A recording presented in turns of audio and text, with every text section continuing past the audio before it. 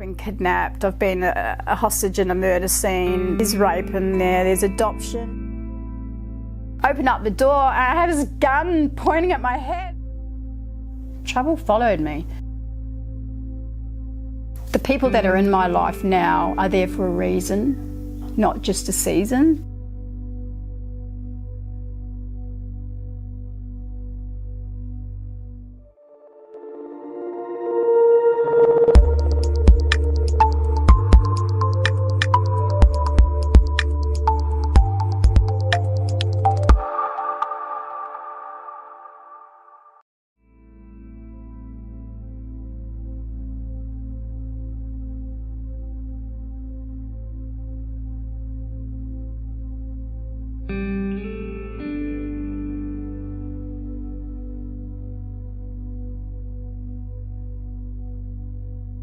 For people that have been through anything traumatic, that's anything from abuse, drug addiction, anything, is like, well, my thoughts on this is, for me, don't let the bastards get you down, no matter who they are.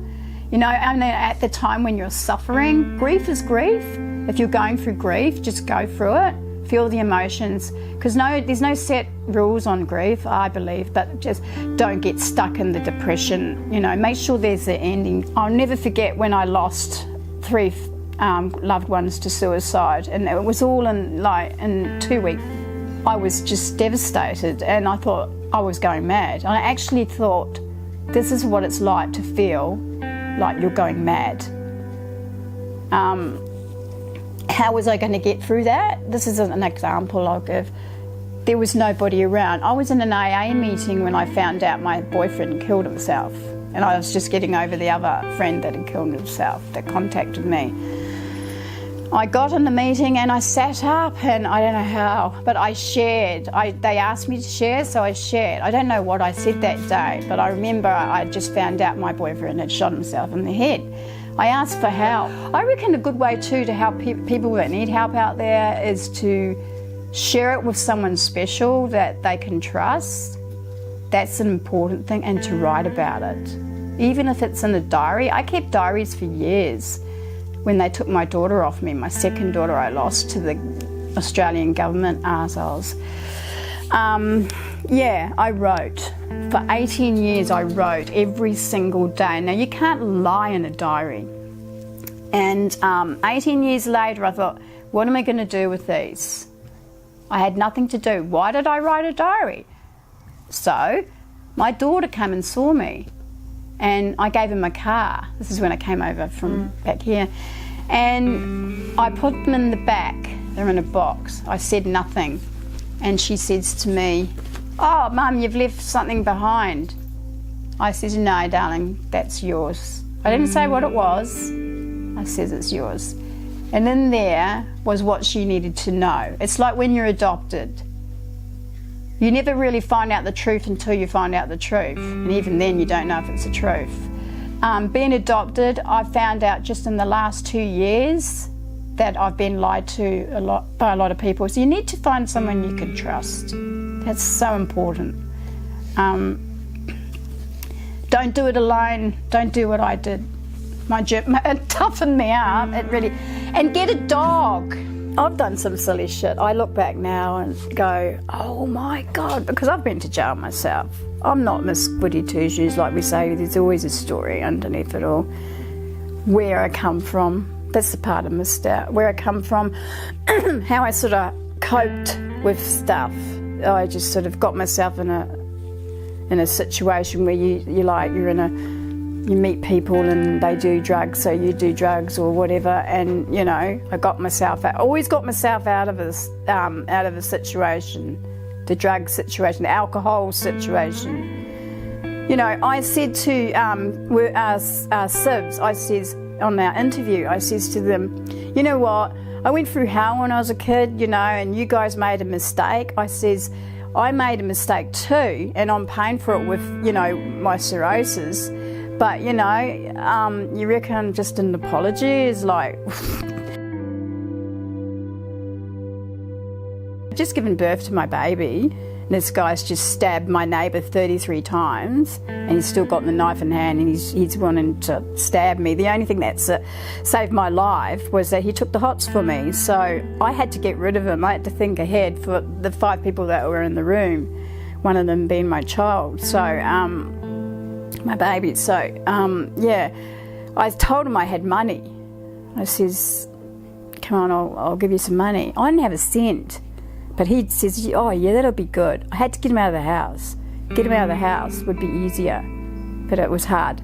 But it was the easy thing to do, if you make sense. Get him out, then you can do something. So I got him out, and I noticed that he ditched a weapon and something else I didn't know then, but later I found out it was his wallet, and took him up the road. And I went into the service station to get some money out, and that I didn't have, and he was waiting outside, and he'd stolen a van, and I went with my girlfriend, and he's going, where's the money, where's the money? And I says, you get shit. I knew he didn't have a knife on him, so I was safe as far as I would fight him off, yes, because he didn't have a knife. And then I ran, and then I got back to the flats where I lived, and the fire brigade were there and everything. I was like, what the hell's on fire? And knowing all that time, and the police are all there, and the cameras are all there, and it's like, that was pretty horrific. But when I faced him down in court, and I said, yeah, it was him, sort of thing. You've changed my life, you bastard. You took another person's life. How dare you? Like this, you know. I wish more people could speak freely that go into a courtroom, because it is horrific. I've done it for the kidnapping, when I've been hunted down by a man, and he put me in his car and he drove it, speeds it, and headed towards lampposts and that. Took me out of the middle of nowhere and sort of basically said, I'm going to kill myself. Now I believed him. And I says, why? He says, I've got court tomorrow. And he says, but the thing is, the reason I've brought you out here the way I have, he says, because before I kill myself, I'm going to kill you.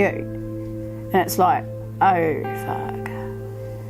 He pretends to do something and act like jump on a stick. I thought he was dead.